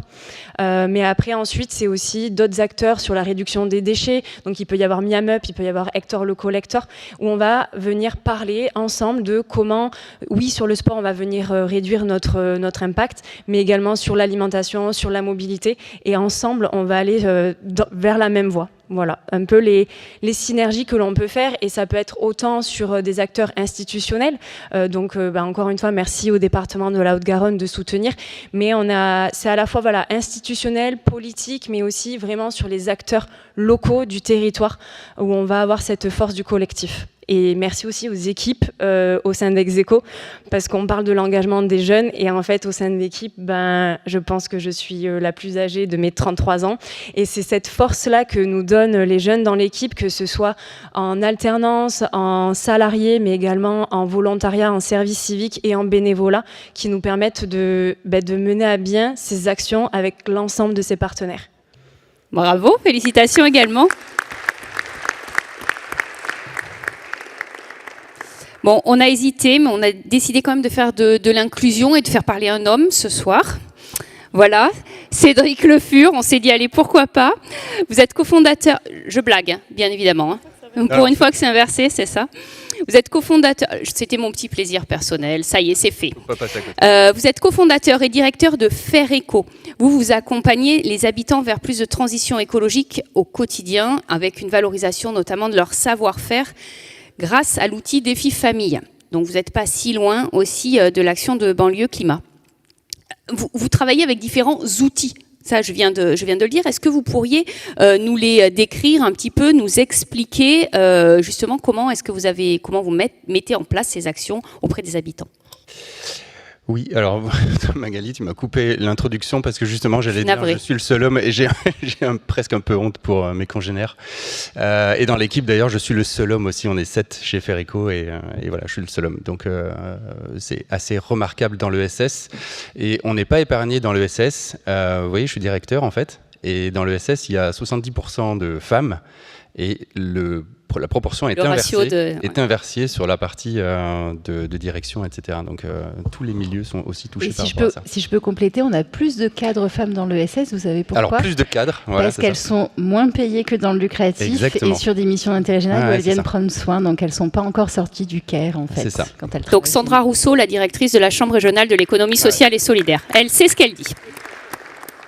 Donc ça va dans le même sens, voilà. Et donc voilà, c'est exactement ça. Bon, bref, donc du coup, oui, Faire Éco, en fait, on est créé en 2020 et on a vraiment ce même angle de vue. Je reconnais beaucoup dans ce que dit Sana. On n'a pas les mêmes parcours. Voilà, je suis pas racisé, j'ai pas grandi dans un quartier populaire. Ça m'a posé beaucoup de questions personnelles aussi sur l'engagement et sur la légitimité à aller travailler. Néanmoins, on arrive aussi aux mêmes conclusions. Moi, c'est parti plutôt d'un problème de l'entre-soi. Et donc de se dire qu'il y avait quelque chose à faire dans les quartiers populaires. Alors, on a deux grandes actions, c'est les défis familles. Et les défis familles, on a repris ce terme parce qu'il était un peu connu en France. Il se faisait surtout avec des collectivités. On a voulu le rendre plus associatif et plus construit en fait avec les habitants. Et donc ce sont des parcours d'ateliers très pratiques. Faire Éco, c'est faire en français, on fait des choses. Et donc c'est des ateliers autour des éco-gestes. L'idée, c'est de le faire en collectif et surtout de revaloriser en fait tout ce qui est déjà fait au sein en fait des familles dans les quartiers populaires. Et on est davantage dans un partage de choses qui sont déjà faites que dans une transmission de choses très nouvelles. Donc on ancre des choses et surtout ce que l'on va chercher, c'est relégitimiser la parole de l'écologie au sein des milieux populaires. C'est-à-dire qu'elle puisse s'emparer de cette question-là. Je dis elle parce que évidemment on a 75% de femmes. Et quand je parle de famille, donc elles peuvent inviter ensuite les voisins, les voisines, leurs maris éventuellement et les enfants surtout aussi aux ateliers. Donc les outils qu'on a, ce sont des ateliers d'éducation populaire, des parcours d'ateliers, c'est-à-dire que nous, comme principe d'action, on a vraiment le fait de travailler dans la durée et donc de s'inscrire comme à un club autour de l'automne et ensuite de faire des ateliers depuis novembre-décembre jusqu'au mois de juin. Et je termine avec ça parce que dans ces défis familles, on a également, et moi je venais pas de cette culture-là, sociologie, etc. Moi je suis ingénieur de formation, donc l'idée c'était d'avoir aussi dans l'équipe d'autres profils et également de monter un programme de recherche qu'on est en train de lancer avec des gens qui sont plus dans la sociologie. Mais depuis le début, on a eu envie de faire ça et notamment d'avoir des entretiens avec les gens dans leur intimité, voire même à domicile, quand les gens nous ouvrent leurs portes, pour pouvoir savoir comment ça se passe, où est l'engagement, où est la mobilisation, quelles sont les problématiques qui sont en jeu, etc. etc. Souvent, c'est la santé qui arrive en 1, très clairement. Et le budget et l'écologie, finalement, sont des choses qui arrivent ensemble. L'écologie est assez profonde. Je reviens sur ce que tu disais, Sana. Ça venait aussi beaucoup d'une transmission qui venait des générations précédentes, avec ce souvenir d'une dame qui disait « Mais évidemment que l'eau, c'est précieux. Moi, j'ai ma grand-mère qui allait chercher au puits, en fait, au village, au Liban, etc. » Donc ça, c'est très touchant, en fait, de rentrer dans l'intimité des gens, d'avoir ces parcours-là, parce que ça nous aide aussi à en parler beaucoup plus, notamment dans des milieux auxquels, du coup, moi, j'ai accès. Et donc, quand on fait des défis famille avec aussi d'autres milieux plus aisés, etc., on se rend compte que ces gens sont très légitimes à parler d'écologie. Par contre, après, quand on regarde ce qu'ils font, c'est plus compliqué. Et donc, on porte cette voix aussi, d'une façon différente, auprès d'autres milieux également. Merci je pourrais en parler pendant des heures aussi. Mais on peut aller vous voir ensuite pour discuter de Faire Éco. Merci beaucoup.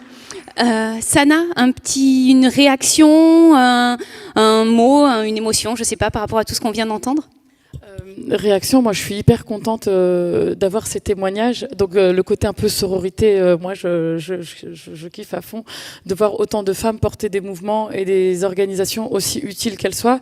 Et aussi, vous le disiez tout à l'heure, vous êtes le seul homme et il y en a, et c'est bien, et c'est comment on fait la place. Moi, ce que ça me renvoie un peu tout ça, c'est comment aujourd'hui on peut aller chercher d'autres acteurs de terrain, notamment des milieux populaires qu'on pourrait mettre en lumière et se challenger pour se dire, allez, en vrai, l'année prochaine, on va revenir avec plein de jeunes qu'on aura formés, avec plein d'associations qu'on aura associées. Et puis c'est vraiment un pari, un défi qu'on peut se lancer ensemble, se dire comment on peut créer le lien entre ces différents milieux et comment ensemble avec les acteurs de terrain.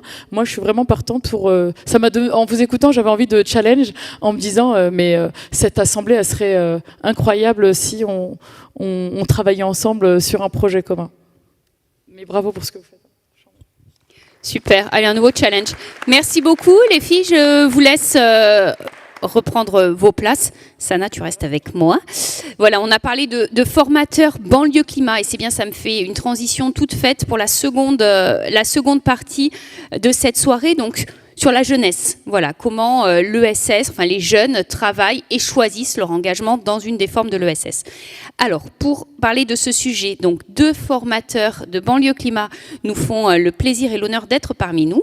Zoé Detelot et Faisal Maïga. Oh, excusez-moi encore si je prononce mal, s'il vous plaît. Venez nous rejoindre, je vous en prie. Mélissa Esplande-Verger qui nous rejoint aussi. Mélissa, voilà, venez, je vous en prie, Mélissa, qui va pouvoir nous parler de son parcours engagé. Et Elsa Bessière, qui est alternante chez Miam Up. On en parlait tout à l'heure aussi. Bienvenue, Elsa.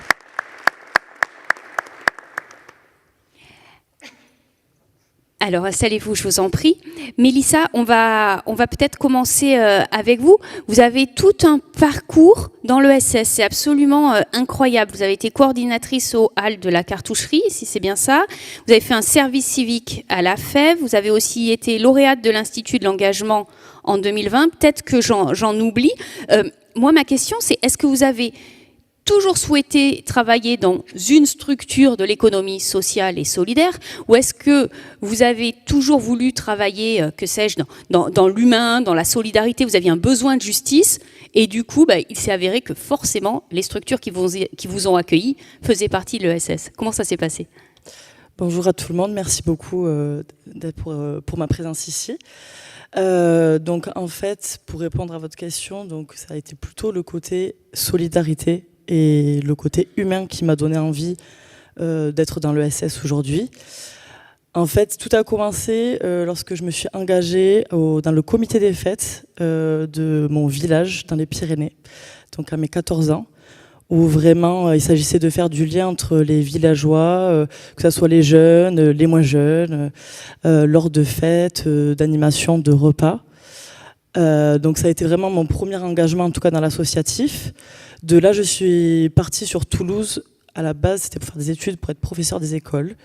Donc, bon, comme quoi, des fois, ça change.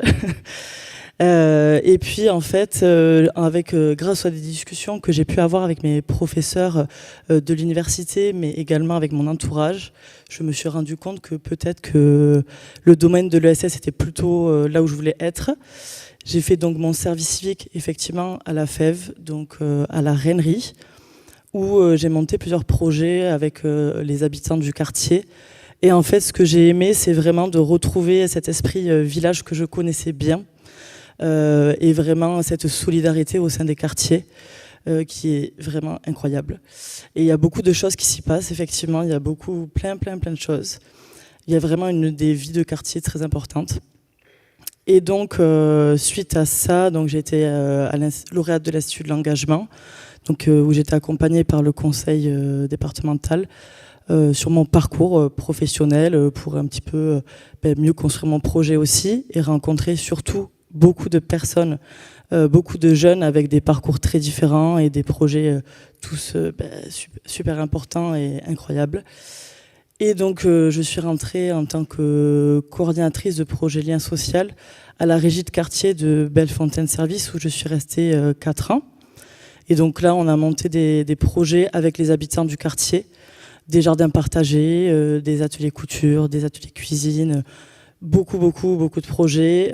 Et vraiment, heureusement qu'il y avait les habitants pour m'apprendre plein de choses aussi, parce que franchement, quand on fait du jardinage et qu'on n'y connaît pas, c'est bien de s'appuyer sur toutes les compétences des habitants.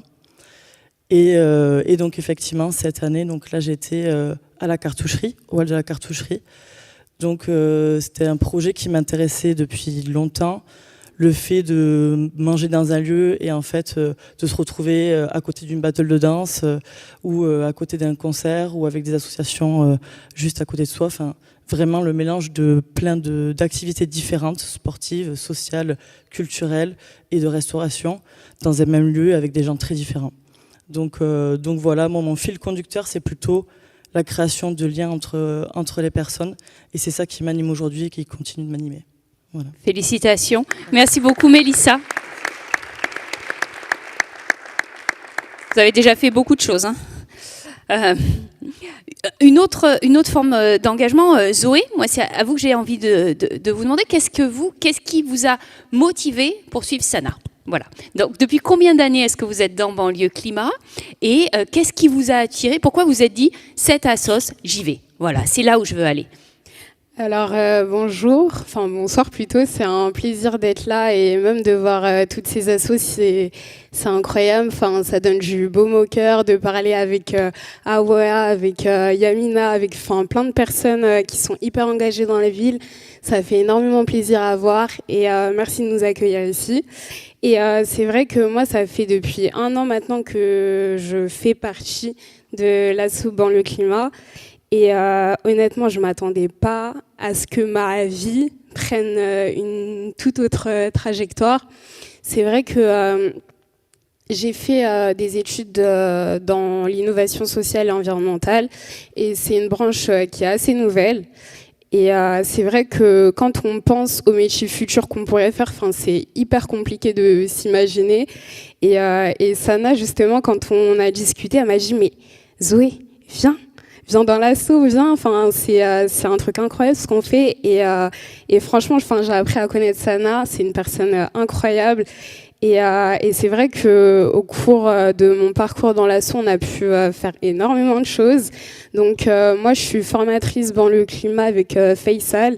Et on sensibilise vraiment les jeunes de quartiers populaires, donc nous, sur les questions climatiques, écologiques. Et c'est vraiment donner la parole aux premiers concernés. En fait, ceux qu'on n'entend pas, et nous, on est là, on parle devant eux, on leur dit, vous avez toutes les raisons pour qu'on vous entende et vraiment, foncez, puisque la parole, faut la chercher en fait.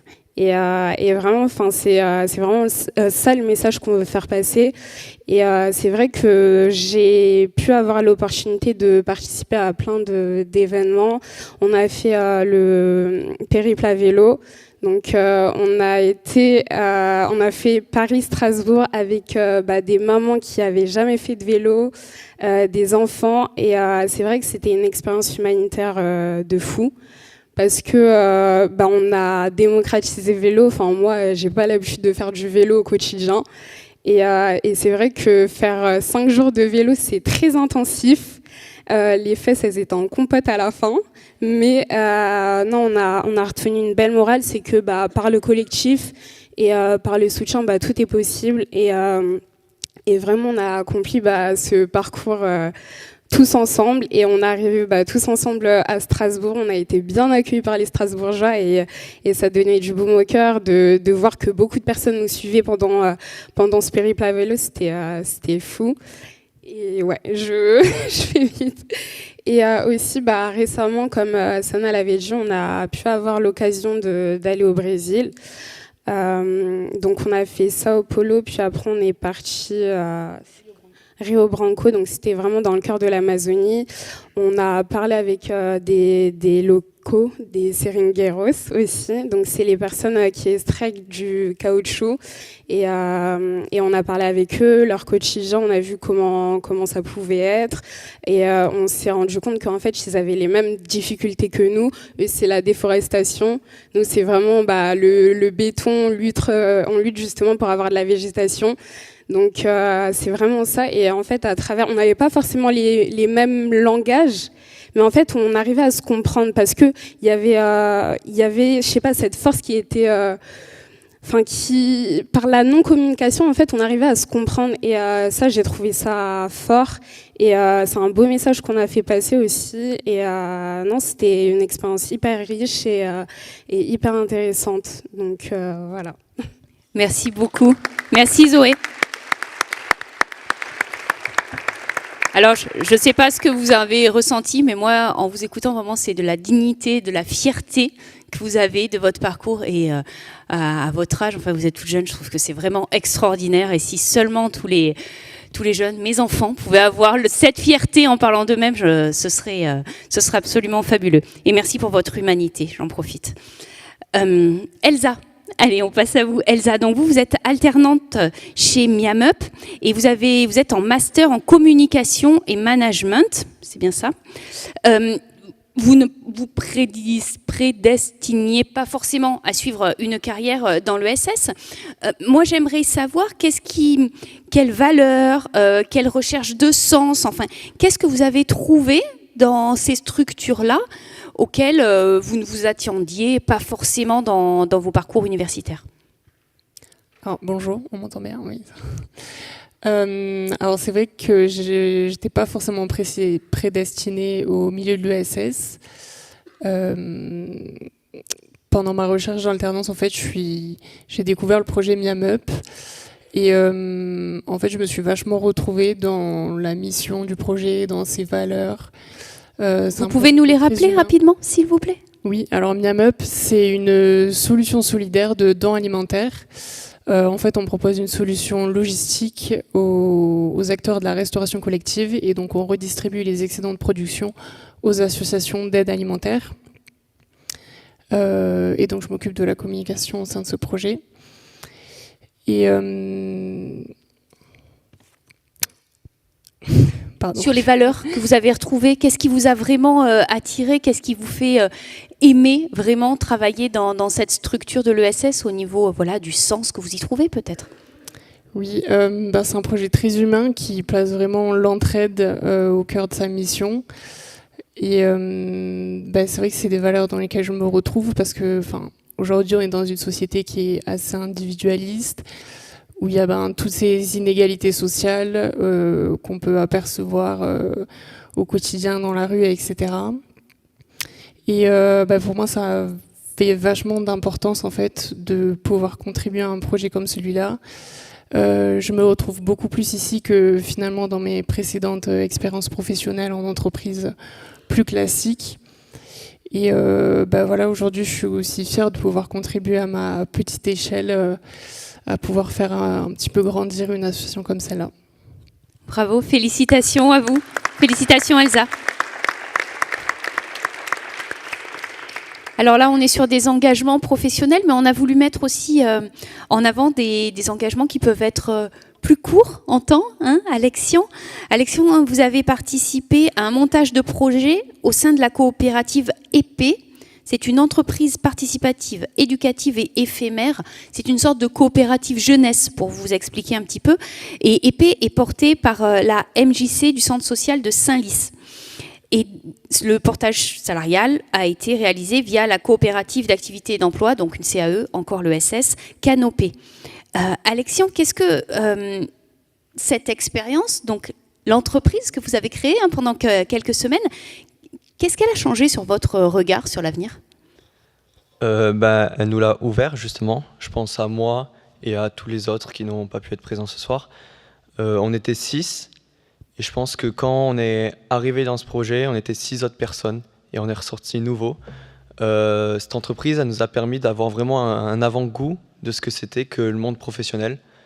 Parce que quand on a 20, 25 ans, moi actuellement j'ai 18 ans, je sortais de mon bac, c'était en été, on l'a fait sur un mois. Je ne sais pas ce que c'est que le monde de l'entreprise. On a fait des petits stages, mais là, on est toujours accompagné par notre maître de stage qui nous dit quoi faire, ou même qui nous dit pas quoi faire parce qu'on n'a rien à faire au final. Alors que là, j'étais donc avec Greg, le porteur du projet. On arrive la première semaine et on dit concrètement, qu'est-ce qu'on fait? On dit, vous avez tout à faire, les gars. Hein, donc, trouvez le nom, trouvez votre secteur d'activité, trouvez votre logo, tout ça, trouvez votre clientèle. Enfin, vraiment, tous les steps de créer une entreprise, on les a fait. Ça nous a un peu forgé à ce que c'était que ce monde, que c'était vraiment un monde un peu dur. Et ce qui est bien, c'est que on venait tous de milieux différents, on se connaissait ni d'Adam ni d'Ève, et on est repartis comme à la limite des frères. On s'entendait tous très bien. Forcément, le monde dans l'entreprise, ça s'échauffe un peu des fois quand il faut prendre des décisions. Il faut savoir trancher au bout d'un moment, et peut-être que certains n'étaient pas contents, d'autres oui. Mais on a su toujours se porter tous vers le haut. Et donc au final, au bout d'un mois, on a su ce que c'était que devoir gérer une équipe, savoir ce que c'est que devoir travailler et vraiment travailler. Toutes ces choses-là du monde de l'entreprise que vous connaissez, que les jeunes, justement, on ne connaît pas encore.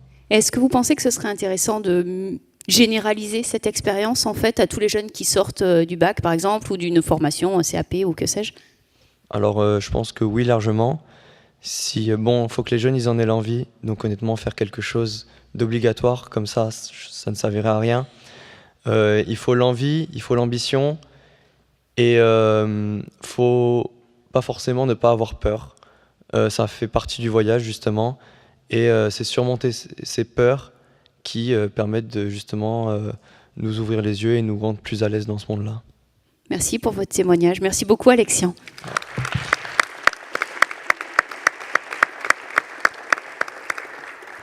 Allez, un dernier tour de table sur l'engagement. Faisal, moi j'ai envie de vous poser une question toute simple.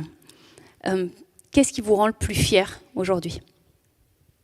Parce que la fierté, la dignité, on en a quand même besoin dans ce monde. Alors bonsoir à tous déjà, j'espère que vous allez bien. Ce qui me rend le plus fier, c'est une question très intéressante. Aujourd'hui, il y a tout un paquet de choses qui me rendent très fier. C'est-à-dire qu'aujourd'hui, du haut de mes 19 ans, je me déplace à Toulouse, au conseil départemental, pour justement parler d'émancipation et de nouvelles solutions. Et ça me rend fier. Ce qui me rend fier, c'est me déplacer avec Sana. Ce qui me rend fier, c'est venir avec Banlieue Climat ici. Ce qui me rend fier, c'est voir cette salle remplie. Et il y a tout un tas de choses qui pourraient me rendre encore plus fier. Mais aujourd'hui, j'aimerais remettre l'église au milieu du village. Les jeunes, aujourd'hui, on a un pouvoir d'agir qui est colossal. On le voit avec Banlieue Climat. On a en général entre 18 et 22 ans, en général, chez Banlieue Climat. Mais on a cette force d'agir, de prendre les clés et de changer le monde. C'est-à-dire qu'aujourd'hui, on sait que le collectif, c'est ce qui prime. Donc, on s'est dit, vu que c'est le collectif qui prime, on va monter en puissance en collectif. On s'est rendu compte que la plupart du temps, ce qui a fait changer les choses, c'est le collectif. Je vous parle de la Révolution française, c'est le collectif qui a primé. On fait un sport d'équipe, c'est le collectif qui prime. Et aujourd'hui, Banlieue Climat, c'est tout ça. Et ce qui me rend fier, c'est tout ce qu'on fait, tout ce que nous faisons, que ce soit Elsa, que ce soit toi aussi, Mélissa, et tous dans la salle, peu importe qui nous sommes. Alexian, ce que tu fais, c'est incroyable. Et c'est tout ça. Tout ça, ça me rend fier. Tout ça, ça me rend fier. Et je veux terminer sur ça. Je vous invite tous à aller lire le livre Enraciné de Sana Saitouli. Tous. Tous.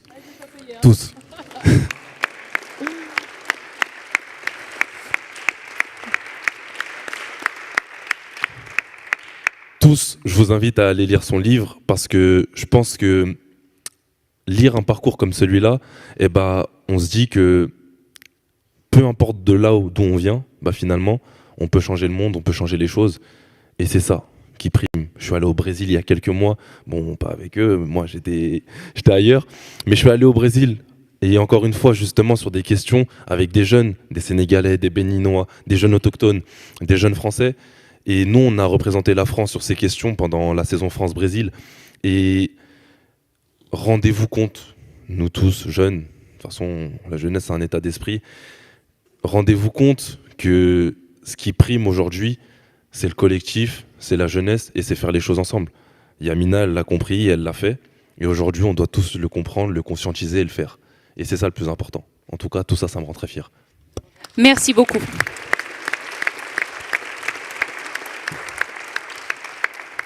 Vous êtes juste, puisque c'est la mode, juste incroyable. Voilà, félicitations, vraiment, félicitations.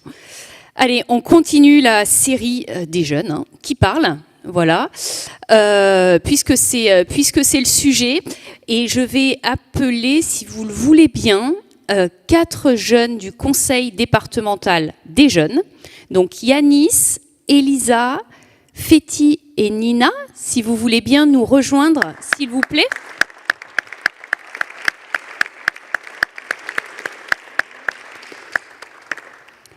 Voilà, et alors tous les 4, vous avez pris plein de notes dans l'après-midi, vous avez beaucoup travaillé pendant que nous, on ne faisait qu'écouter.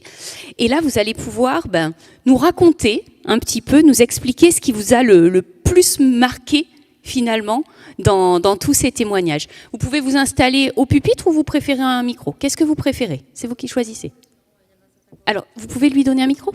Merci. Allez, on vous écoute. Déjà, bonsoir. Moi, je m'appelle Yanis. Nous sommes tous des membres du conseil départemental des... Wow. Nous sommes tous des membres du conseil départemental de jeunesse, qui est un espace d'expression pour les jeunes de 11 à 29 ans. Nous avons la mission ce soir d'être les reporters de ces rencontres. Merci encore pour cette proposition. Ce qui nous a le plus marqué, c'est la solidarité dans tous les projets. Bon. Alors, pardon, vas-y, je t'en prie. Ça, on m'entend?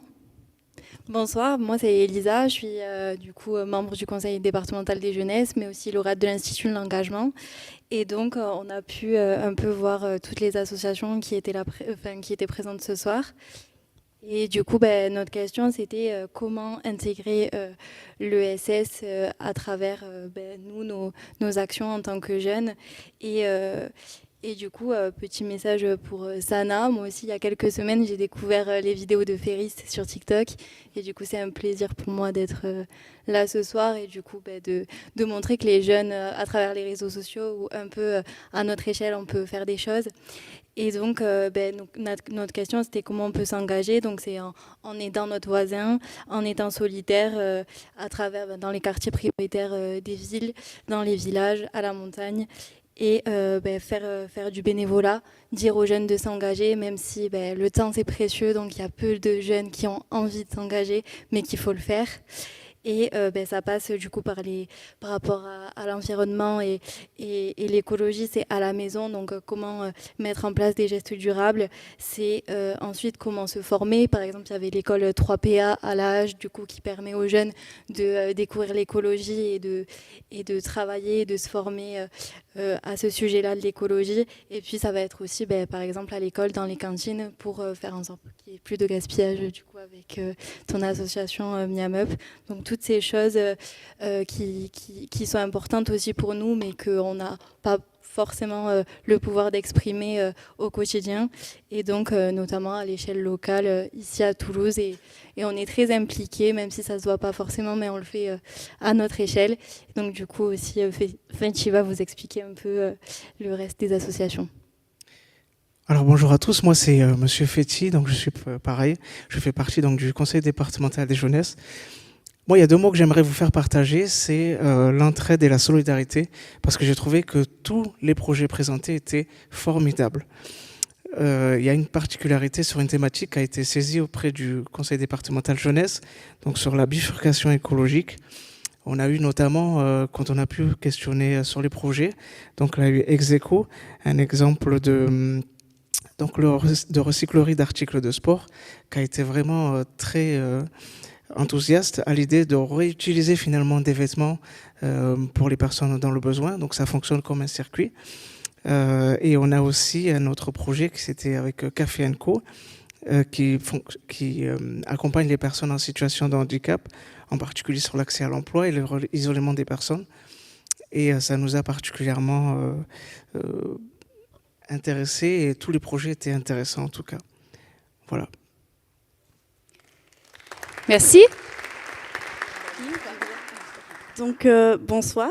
En petite conclusion du coup de tout ce qu'ils ont dit, on peut conclure que ces rencontres nous ont permis de découvrir ce qu'est les ESS et que nous avons trouvé ces échanges très émouvants et enrichissants. Cela nous a aussi donné envie de s'engager plus et d'en parler autour de nous, que ce soit sur les réseaux sociaux ou de vive voix au lycée ou aux études. Le CDJ, on va s'en inspirer au CDJ pour pouvoir donner des nouvelles idées sur lesquelles on pourra débattre lors des nouvelles séances. Voilà. Féti, vous souhaitez rajouter quelque chose? Ah oui, moi j'aimerais juste rajouter quelque chose parce que le milieu de l'ESS, comme vous pouvez le voir, moi je suis par exemple engagé avec le parcours adresse, donc je suis l'exemple un petit peu de tout ça, parce que je suis accompagné avec le parcours adresse dans l'inclusion numérique et je vous invite à échanger si des personnes le souhaitent éventuellement, avec bien évidemment les personnes du département si vous le souhaitez. Donc ça montre aussi que les jeunes sont engagés dans les projets de l'économie sociale et solidaire et tous vos projets étaient importants. Voilà, merci beaucoup à tous. Merci. Merci à tous les quatre. Merci beaucoup. Allez, je vous avais promis 1h15, on y est, c'est tenu. Sana, peut-être pour conclure, j'ai envie de dire, là on a entendu des jeunes qui étaient vraiment très engagés dans les solidarités, dans la lutte contre les injustices, les inégalités, pour le climat et autres. Comment toi, est-ce que tu fais au sein de Banlieue Climat pour leur donner envie de cet engagement? Parce que l'envie, c'est un moteur aussi.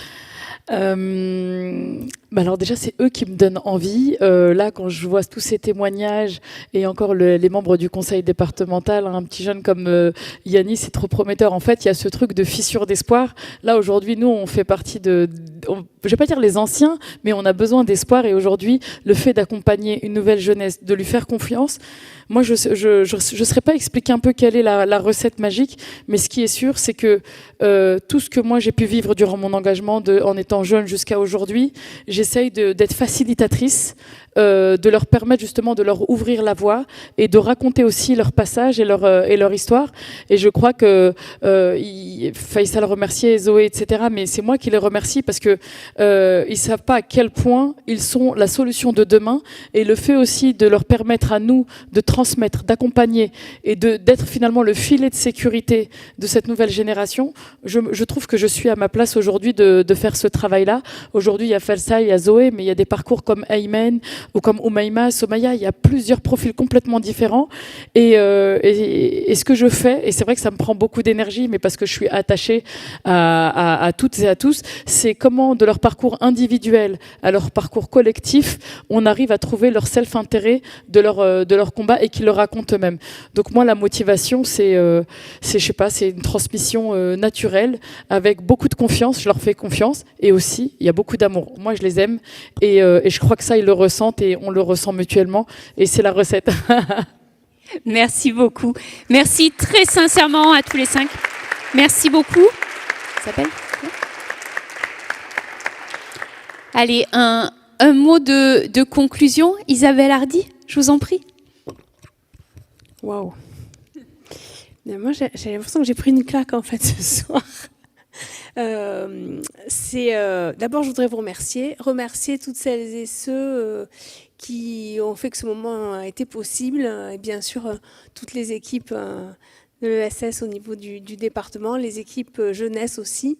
Vous remercier bien sûr Sana, mais vous toutes et tous qui êtes venus témoigner. Ça a été dit en fait, on a fait des rencontres qui ont toujours été très intéressantes. Aujourd'hui, il y avait, je crois, une émotion particulière. Il y avait quelque chose de palpable. Moi, ce que j'ai ressenti aussi, et on voit quel est le moteur et quels sont les moteurs de l'engagement et comment, et nous, élus, il faut qu'on fasse en sorte que tous ces moteurs se rejoignent. Je dis ça parce que quand on entend des personnes, femmes, hommes, là, des femmes qui ont grandi dans un quartier, et quand on monte des projets, en fait, au départ, le moteur, c'est le sentiment d'injustice, c'est la souffrance, c'est l'inégalité, c'est la colère. Et tout ça, ça se transforme en fait en engagement. Et je crois que c'est un peu le fil conducteur. Et à côté de ça, on a des jeunes qui s'engagent aussi. On a des porteurs de projets de l'économie sociale et solidaire qui ne sont pas forcément issus des quartiers et qui, pour autant, ne vont pas faire sans les quartiers. Et je crois que c'est comment on arrive effectivement à, je sais pas, on va dire, alors ça c'est plutôt le milieu éco qui dit la fertilisation croisée, mais vous voyez ce que je veux dire. Et nous, élus, on a notre rôle à jouer, et je crois que Sana, vous l'avez indiqué, il ne faut pas qu'on fasse il faut qu'on fasse avec. Et ça, il y a aussi du chemin à parcourir. Et je dis toujours, j'ai eu quand même quelques collègues élus qui sont venus, mais moi j'aimerais qu'il y ait beaucoup d'élus qui viennent et qui participent en fait et qui se nourrissent de tout ce qu'on a pu entendre ce soir. Je crois que vous avez lancé un challenge. Moi je me dis, moi j'aimerais bien tenter de le relever et de dire est-ce qu'on peut, comment aujourd'hui on a commencé, on a franchi une étape et comment on peut progressivement construire pour faire en sorte, avec la mission jeunesse, avec l'ESS, avec vous, comment on peut aller un petit peu plus loin. En tout cas, moi j'ai bien envie de dire allez chiche, on le fait quoi. Oui, je connais pas Ferry. Oui. Et donc merci. Le fil conducteur quand même, ça a été aussi la solidarité. Je crois que mais c'est ce qui fait le fondement aussi de l'ESS. C'est aussi un rapport différent au profit. C'est aussi une économie qui a vraiment intégré la démocratie au sein de toutes les décisions. Je crois que ce fil conducteur de la solidarité, il a été très fort. Moi, je dis toujours, c'est vrai qu'il y a un peu de politique de droite et des politiques de gauche. Et pour moi, il y a une grosse différence entre la solidarité et la charité. Et nous, élus, il faut qu'on fasse attention effectivement dans nos politiques à ne pas être dans la charité mais toujours dans la solidarité. Merci à toutes et à tous. Je vous propose qu'on continue les échanges là, tout à côté, et merci. Merci Isabelle Hardy. Alors, simplement, je tiens à préciser, donc le livre de Sana, Enraciné pour une écologie populaire, vous est proposé par la librairie L'Autre Rive, juste là dans la salle, si vous le souhaitez. Et puis le conseil départemental vous offre un magazine Sans transition, dont je suis journaliste. Et là, c'est un numéro spécial qui s'appelle Jeunes, ils cassent les urnes. Et c'est aussi une manière de remettre à l'honneur la jeunesse qui est parfois décriée. Je vous remercie très sincèrement et je vous souhaite une excellente fin de soirée. Merci beaucoup.